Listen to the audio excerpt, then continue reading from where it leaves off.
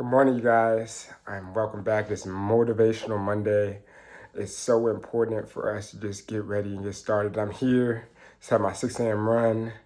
Not looking the best, but I just know that I just want to be able to share this message and just continue to spread the word in terms of keeping you guys going. Just understanding that in terms of this January, people have new goals, they have new ideas, but at the end of the day, it's not even about being able to just do something new. It's about just creating a new habit that you already need to form. Understanding that it's never the perfect time to start. If there's always the perfect time to start, it would already be when you started.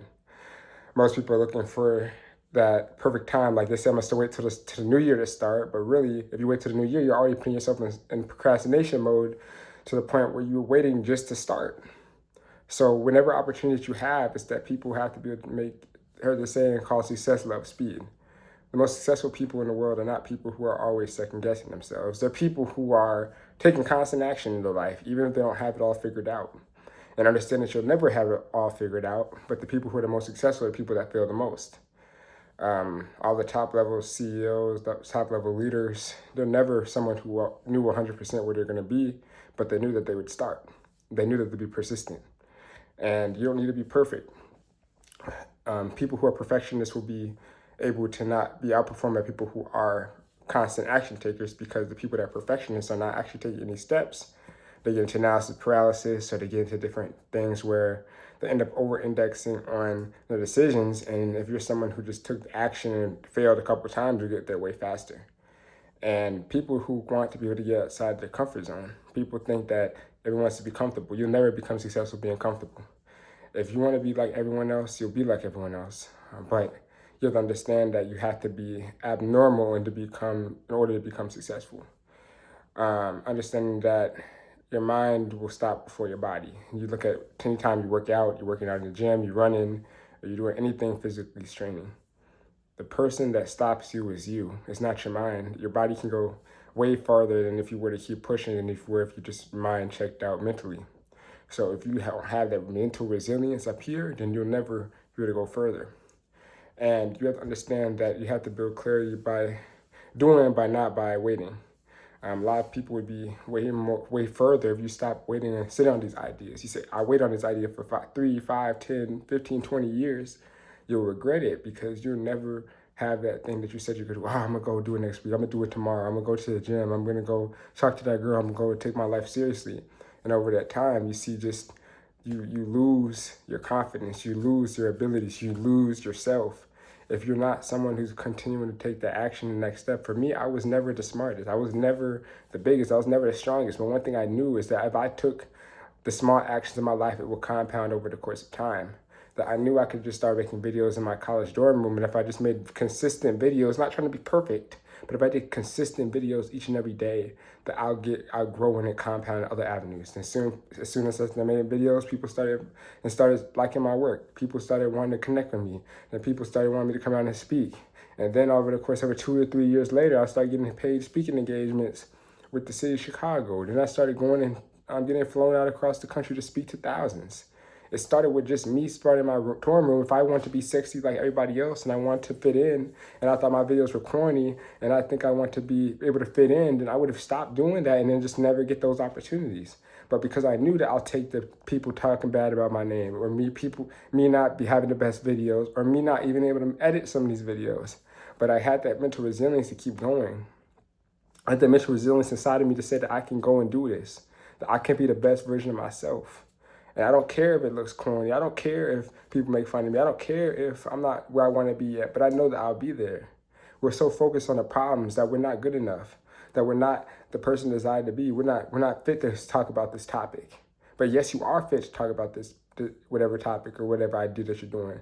Just because you don't have that PhD, or just because you don't have that experience, doesn't mean you can speak on it. If you stay true to who you want to be and you have your own story, you have your own perspective, your own ideas. In this world of automation and AI, we need more people with unique ideas and unique perspectives so that we can be able to see more things flourish. We need to understand that success is not free. Everyone in this generation wants to go and grow and get things instantly. They want to get things thinking that just because other people have it, they deserve it. But you don't deserve it unless you put the work in and you understand that you have the mindset in order to become successful. All these people that you see online are not in reality. These people that are making $1 million, making 6, 7 figures at the age of 16 are not real. These people had to put in the work that's on a different timeline than your life. So stop comparing to people who have a different life, have a different perspective, and took different sacrifices. A lot of people want to make $1 million, but they want to solve $1 million problems. They would think that just because other people have it in a state of comparison that they deserve it. But honestly, most people don't even want to put the work in to even get that. You have to do the exceptional things in order to get the desired results that you want in your life. And everyone is willing to do those things can become successful. Are you willing to pay the price that it takes to become successful? If not, you're not going to get there. You have to come from problems. The people who build the strongest leaders are the people that thrive during problems. They're not the people that sit back. They're not the people that quit. They're not the people that are always questioning themselves. They're people that have a sense of resilience. They're the people that have a sense of conviction. All those different things is that in the hardest times in the world is when the biggest leaders continue to thrive.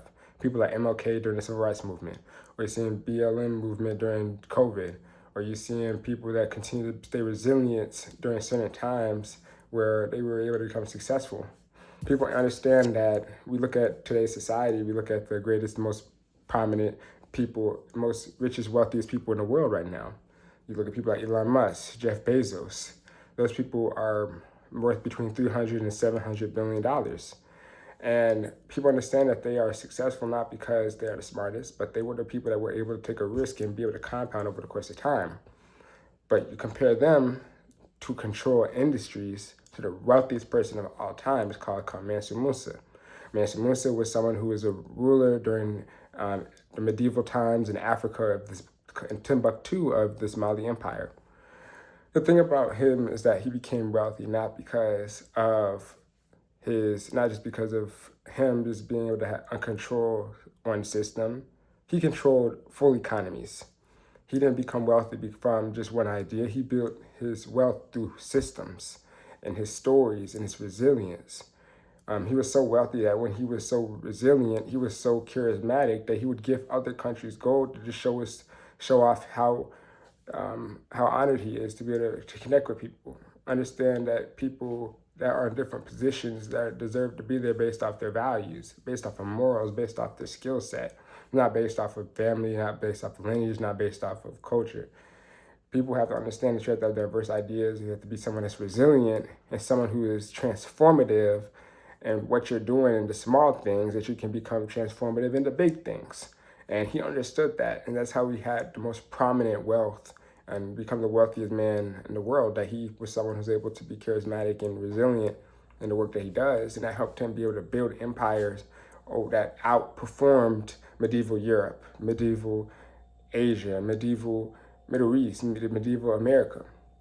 That he had more technologically advanced people in the south of the Sahara controlling the gold supply, controlling the trade of gold through the Sahara and in Central and West Africa, is that what truly controlled that wealth. And everything understands that wealth comes with a cost. If you're not willing to do the things that you need to do in order to become successful, you might get some money, but you might lose it all. But if you have the delayed gratification of building something long-term and successful, you'll be able to hold that wealth long and sustainably.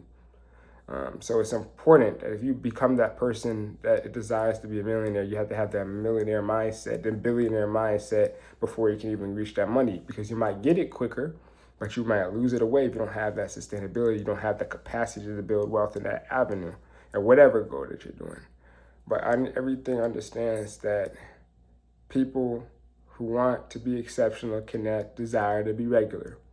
If you want to be regular like everyone else, you'll never truly be the person that you desire to be, that deserves to be greater, that deserves to have more, that deserves to get the opportunities that people think they deserve, but they don't ever want to put the work to put it in. But understand that this is something that is not just a motivation. It's not something that's just to be talked about. It is something that you have to be able to put systems and structures in your life in order to get there. Understanding to be in love with the process, not just the results. You have to be something that's willing to go in 10 years. Forget 3 months, forget 6 months, forget 1 year. That's truly not long enough for you to understand what it truly takes to build your skill set. It takes 10 years to master something.